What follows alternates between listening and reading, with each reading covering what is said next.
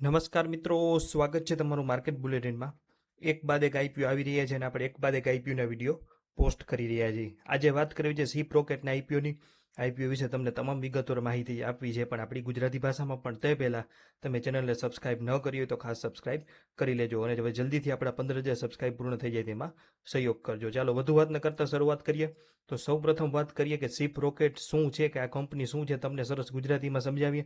તો ધારો કે તમારી પાસે કપડાં કે કોઈ વસ્તુની દુકાન છે અને તમે ઇન્સ્ટાગ્રામ, વોટ્સઅપ કે તમારી પોતાની વેબસાઇટ બનાવી અને ઓનલાઈન સામાન વેચવાનું શરૂ કરો છો. હવે તમારી પાસે ઓર્ડર તો આવી ગયો, પણ ગ્રાહકના ઘર સુધી સામાન પહોંચાડવો કેમ? બસ અહીંથી જ સીપ રોકેટનું કામ શરૂ થાય છે. સીપ રોકેટ એ ઓનલાઈન ધંધો કરતા વેપારીઓ માટે દરેક કામ આસાન બનાવવા આપતી એક ડિજિટલ એપ કે પ્લેટફોર્મ છે. કંપની મુખ્યત્વે બે ભાગમાં કામ કરે છે. પ્રથમ છે મુખ્ય કામ તેમનું કુરિયર અને શિપિંગ.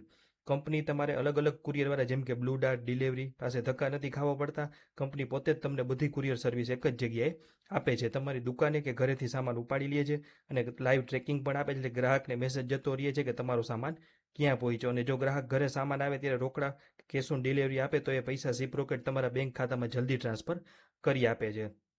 બીજું એક વધારાનું કામ કરે છે કે ધંધો વધારવાની સુવિધા કંપની આપે છે.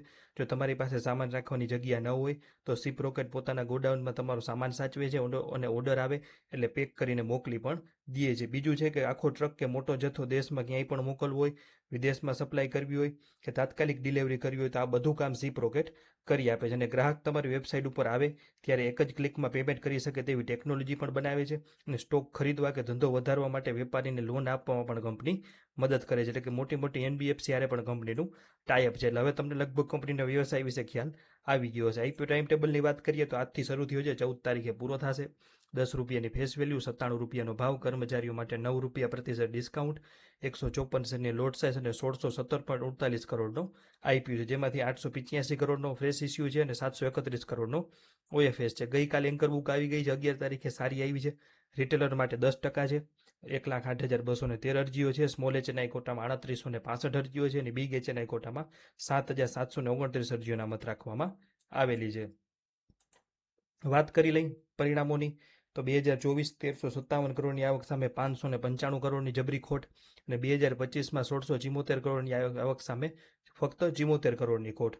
તો આ શું છે? તો કંપની કામકાજી આવક તમે જોશો કે 24% વધારા સાથે 1357 કરોડથી વધીને 1632 કરોડ ઉપર પહોંચી ગઈ.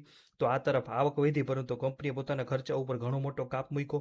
કર્મચારીઓની પાછળ થતો ખર્ચ 430 કરોડથી ઘટાડીને 314 કરોડ કર્યો અને ઘસારો પણ 75 કરોડથી ઘટાડીને 35 કરોડ થઈ ગયો. અને FY24માં થયેલો 244 કરોડનો અસાધારણ ખર્ચો FY25માં ઝીરો થઈ ગયો. પરિણામે આવકમાં થયેલા વધારો અને ખર્ચાઓમાં મૂકેલા મોટા કાપના લીધે કંપનીની વાર્ષિક ખોટ 87% જેટલી જંગી રીતે ઘટી અને 595 કરોડથી ઘટીને માત્ર 74 કરોડ થઈ ગઈ. હવે ત્યારબાદના વર્ષની વાત કરીએ તો 1674 કરોડની આવકમાંથી 2077 કરોડની આવક થઈ અને 74 કરોડવાળી ખોટ થોડી એવી વધી અને 79 કરોડ થઈ ગઈ. તો જે કુલ આવક 2077 કરોડ ઉપર પહોંચી, તો બીજી તરફ સામે કંપનીનો કુલ ખર્ચો 23% વધી અને 2153 કરોડ થયો, જેમાં સૌથી મોટો હિસ્સો કુરિયર અને લોજિસ્ટિક સર્વિસનો છે, 1494 કરોડનો ખર્ચો હતો. આ ઉપરાંત કંપનીના કાયમી કર્મચારીઓની સંખ્યા 1270થી વધી અને 1470 થઈ, એટલે 200 કર્મચારી વધ્યા, તેથી પગારનો ખર્ચ વધીને 379 કરોડ અને માર્કેટિંગ, સર્વર જેવા અન્ય ખર્ચ વધીને 196 કરોડ થયા.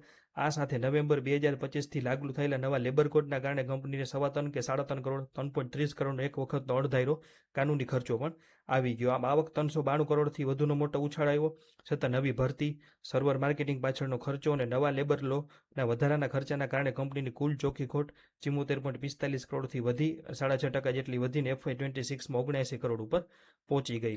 આટલી સરળ ભાષામાં માહિતી લગભગ તમને કોઈ જગ્યાએથી નહીં મળી. હવે વાત કરી લઈએ કે ફ્રેશ ઇસ્યુ છે, તો ફ્રેશ ઇસ્યુના પૈસાનો શું ઉપયોગ કરશે? તો 885 કરોડની ચોખ્ખી રકમમાંથી સૌથી મોટો હિસ્સો એટલે કે 365 કરોડ કંપની પ્લેટફોર્મના ગ્રોથ, માર્કેટિંગ અને ટેકનોલોજી ઇન્ફ્રા મજબૂત કરવા પાછળ ખર્ચશે, જેમાં નવા વધતા બિઝનેસને વેગ આપવા માટે 248 કરોડ અને મુખ્ય શિપિંગ બિઝનેસ માટે 117 કરોડ ફાળવાશે. આ ઉપરાંત કંપની પોતે લીધેલા વ્યાજબી કર્જમાંથી 210 કરોડનું દેણું ચૂકવશે, જેથી ભવિષ્યમાં વ્યાજનો બોજો ઘટશે અને નફાકારકતામાં સુધારો થશે. બાકી રહેતી રકમનો ઉપયોગ સેબીના નિયમ અનુસાર ભવિષ્યમાં નવી ટેકનોલોજી કે નાની મોટી કંપનીઓ ખરીદવા માટે, ઇનઓર્ગેનિક ગ્રોથ માટે અને દૈનિક કોર્પોરેટ જરૂરિયાતો પૂરી કરવા માટે કરવામાં આવશે. ટૂંકમાં આ ફંડિંગ પ્લાન દર્શાવે છે કે કંપની પોતાનું દેણું ઘટાડીને મુખ્યત્વે નવા વેપારીઓને આકર્ષવા અને ટેકનોલોજી સુધારવા ઉપર ધ્યાન કેન્દ્રિત કરી રહી છે. હવે વાત કરી લઈએ કંપનીની 5 સારી અને 5 નબળી બાબતોની. તો સારી બાબતો છે કે પ્રોફિટેબલ કોર બિઝનેસ એટલે કંપનીનો મુખ્ય કુરિયર બિઝનેસ સતત નફાકારક છે અને આવક FY24ના 1084 કરોડથી વધી અને કુરિયર બિઝનેસમાં 1485 કરોડ થઈ ગઈ છે. બીજું છે કે એસેટ લાઇટ મોડલ છે. ત્રીજું છે કે AI અને ડેટા પાવર સારો છે કંપની પાસે. ચોથું છે કે સરળ અનુબંધિંગ અને ઓછો કસ્ટમર એક્વિઝિશન કોસ્ટ છે. અને પાંચમું છે કે મજબૂત ગ્રાહક આધાર એટલે કે મમાઅર્થ, બોટ, લેવિસ અને બાટા જેવી મોટી બ્રાન્ડ કંપની સાથે જોડાયેલી છે. નબળી બાબતો પણ છે, જેમાં પ્રથમ છે કે ચાલુ રહેલ મોટી ખોટ ચોપડે. FY24માં 595 કરોડ, FY25માં 74 કરોડ અને FY26માં 79 કરોડની ચોખ્ખી ખોટ નોંધાઈ છે. બીજું છે કે મોટું ગુડવિલનું ઇમ્પેક્ટનું જોખમ છે. ત્રીજું છે કે ઇસ્યુના નાણાંના ઉપયોગમાં કોઈ મુક્ત સત્તા છે. ચોથું છે કે MSME વેપારીઓ પર વધુ નિર્ભરતા છે. અને પાંચમું છે કે કુરિયર કંપનીઓ આધાર એટલે કે બ્લુ ડાર્ટ ડિલિવરી જેવી કંપનીઓ સાથે કરાર નોન એક્સક્લુઝિવ છે, જેઓ ભવિષ્યમાં દર વધારી શકે અથવા હરીફોને પ્રાથમિકતા આપી શકે. હવે વાત કરી લે એન્કર બુકની.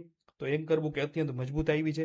₹87 ભાવે લગભગ કંપનીએ 727.42 કરોડ રૂપિયા એકત્રિત કરી લીધા છે. આ એન્કર બુકની સૌથી મોટી વિશેષતા એ છે કે તેમાં દિગ્ગજ સ્થાનિક મ્યુચ્યુઅલ ફંડ દેશના બહુ મોટો ભરોસો બતાવ્યો છે, જેમાં 13 મ્યુચ્યુઅલ ફંડ હાઉસીસની કુલ 31 અલગ અલગ સ્કીમોએ મળી અને એન્કર પોર્શનનો 66.76% હિસ્સો ખરીદી લીધો છે. SBI છે, નિપ્પોન છે, SBI Nippon India small cap છે, DFC Kotak, Motilal Oswal, UTI, Mirae asset અને બંધન જેવા મોટા ફંડોનું સામેલ છે. અને વિદેશી ફંડમાં પણ Goldman, Nomura, Ireland Societe Generale, Ashoka WhiteOak અને PSP ઇન્વેસ્ટમેન્ટ જેવા નામાંકિત નામો આવેલા છે. એટલે એન્કર બુક પણ અતિ મજબૂત છે. હવે વાત કરી લઈ ફાઇનલ વિશ્લેષણની. તો IPO સારો છે, કંપની સારી છે અને મધ્યમ લિસ્ટિંગ ગેઇન મેળવવા એટલું IPOમાં ધ્યાન રાખી શકાય એવું છે. કંપનીએ 97ના અપર પ્રાઇસ બેન્ડથી 727 કરોડ ભેગા કરી લીધા છે એન્કર બુકમાંથી અને તેમજ દેશના 13 અગ્રણી મ્યુચ્યુઅલ ફંડનો પણ તેમાં સારો એવો મોટો હિસ્સો છે.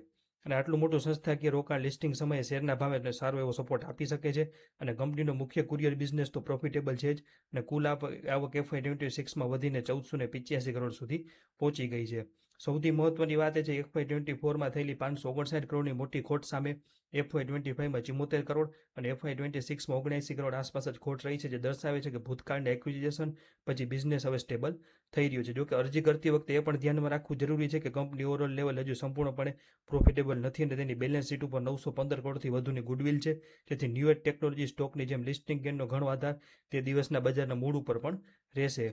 IPOમાં QIB તરફથી સારો પ્રતિસાદ આવશે એવી અમારી ગણતરી છે. તો મધ્યમ લિસ્ટિંગ ગેઇન મેળવવાના સ્પષ્ટ હેતુથી IPOમાં અમે અંગત રીતે અરજી કરીશું. તો આ વાત કરીએ આપણે સી પ્રોકેટ લિમિટેડના IPO વિશે. IPO વિશે તમને માહિતી કેવી લાગી હતી કોમેન્ટ સેક્શનમાં જરૂર જણાવજો અને આવા જ તમામ મહત્વના અપડેટ માટે જોડાયેલા રહેજો. આભાર.